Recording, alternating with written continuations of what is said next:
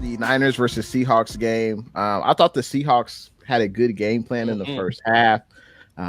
They really that was their all. That was like their Super Bowl performance right there, and they kept it really close. And I was a little bit surprised they were able to run the ball a little bit. DK. I mean, DK is a problem. We know that DK is a problem. He made some plays on our best corner and Mooney Ward, who had a fantastic season. And but that's what DK does. DK makes plays. So the Seahawks kept it close, but I think the better, the more talented team prevailed in the end. I think that Jonathan Abraham, kind of dirty play against Debo kind of fired up this team where basically he made the tackle and then he kind of pulled on Debo's foot and ankle and tried to alligator roll him.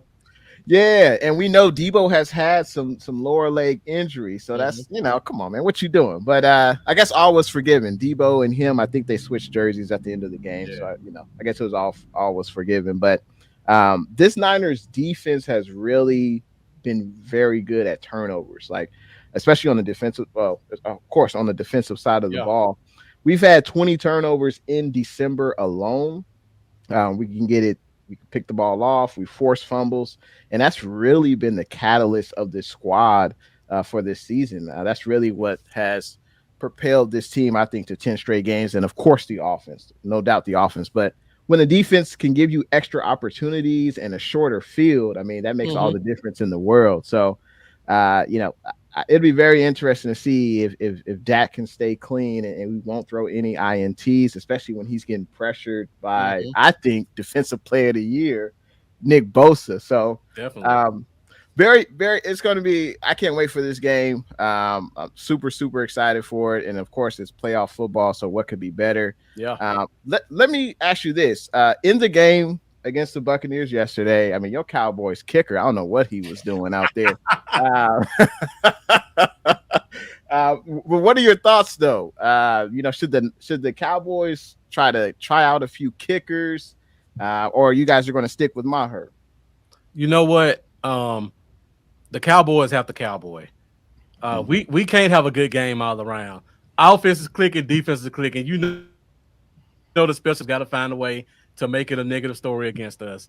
The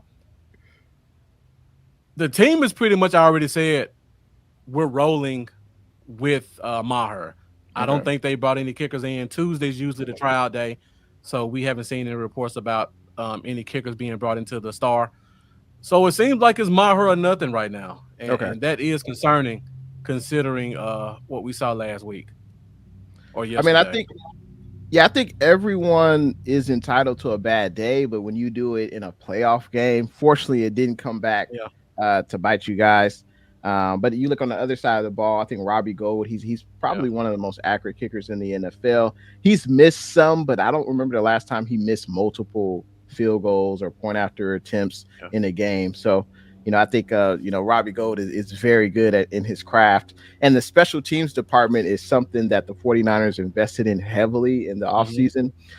Last year, we had a special teams coordinator, Richard Hightower, and Shanahan said in a press conference, I think after a game, he basically just said, hey, special teams, don't lose it for us. That's how bad the special teams department was last year.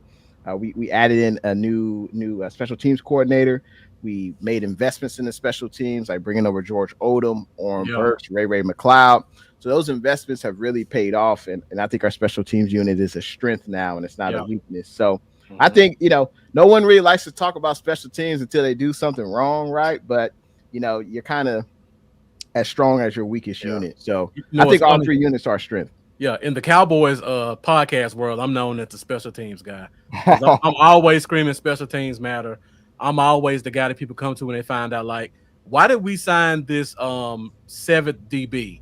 And I have to explain to people, this guy's a great gunner, or he can be your personal protector on punt team. That's important.